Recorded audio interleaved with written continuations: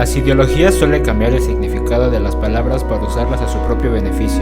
Cualquier régimen impone el significado de las palabras para armonizar su propia realidad. Eso nos lleva a un mundo confuso en donde cada generación se ve motivada a generar nuevas palabras con significados propios. En algunas ocasiones se pueden considerar malas palabras aquellas frases fuera de contexto. Porque tú no tocas el pito. Yo no tengo pito. Para maltratar No me parece que este chico sea muy listo. o insultar. Estás bien pendejo. La mayoría de las veces las palabras son neutras, hasta que llega un grupo social y las considera insultantes.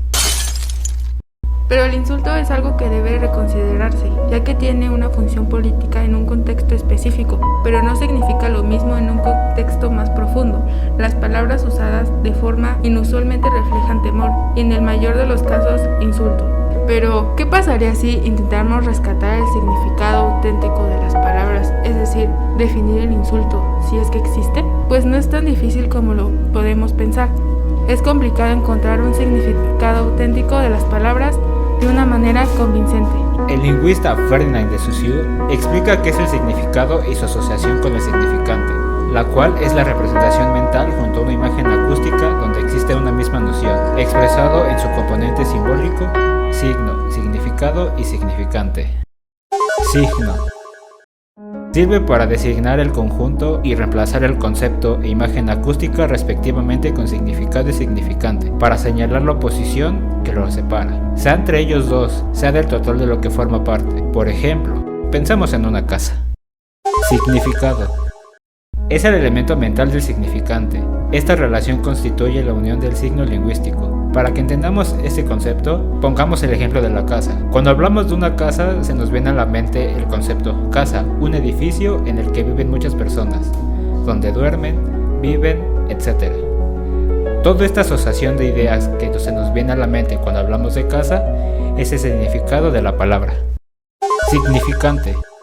Es la traducción fonética de un concepto de signos lingüísticos, fonemas y morfemas que usamos para poder comunicarnos con el resto de las personas. Ejemplo, en el término casa se tiene que usar la palabra exacta para poder hacer la referencia al concepto, a la idea que todos tenemos de casa.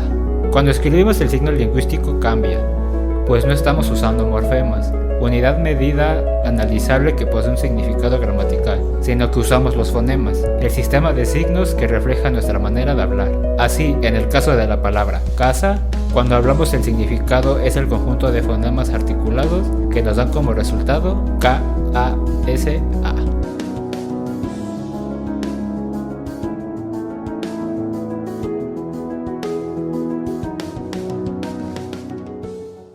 Las indagaciones que hacen los estudios le dan origen a que la lengua explique, por ejemplo, que la O se pronuncie con la boca más cerrada y que la A se pronuncie con la boca más abierta. Por eso banco es más pequeño que banca, porque el primero es cerrado y la segunda abierta.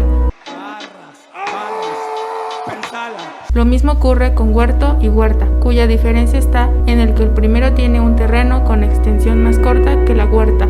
Dentro del mundo lingüístico existe un sinfín de palabras cuyos significados y tipo de fonética dependen del lugar donde se encuentre.